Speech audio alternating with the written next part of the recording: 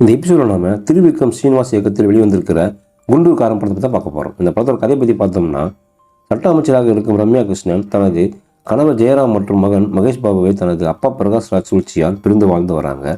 ரமணா என்னும் கதாபாத்திரத்தில் நடித்துள்ள மகேஷ் பாபு மீண்டும் தனது அம்மாவின் வாழ்க்கைக்குள் செல்லும் போது பல ரகசியங்களை தெரிந்து கொள்வதும் மீண்டும் தனது குடும்பத்தை சேர்க்க போடுவதும் தான் இந்த படத்தோட கதை.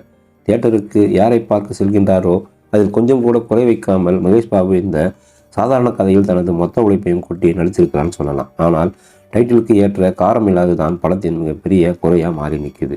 தமிழின் பின்னணி இசை மற்றும் பாடல்கள் சிறப்பு. தேவையில்லாமல் பல பாடல்கள் ஸ்ரீலீலாவின் நடனத்திறமைக்கான காம்படிஷன் ஷோவாக மாறி நிற்பது கடுப்பு கிளப்பினாலும் மசாலா படத்தில் அதுதான் கொஞ்சம் ரசிக்க வைக்குது.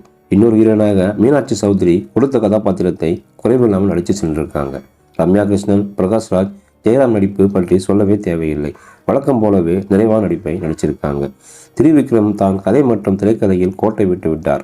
ஃபேமிலி டிராமா படங்களில் சிக்ஸர் அடிக்கக்கூடியவர் இந்த முறை படப்பிடிப்பின் போது நடந்த ஏகப்பட்ட பிரச்சனை காரணமாக சறுக்கி விட்டார்னா தெரியல. சிங்கிளாகவே ஸ்கோர் செய்திருக்காரு.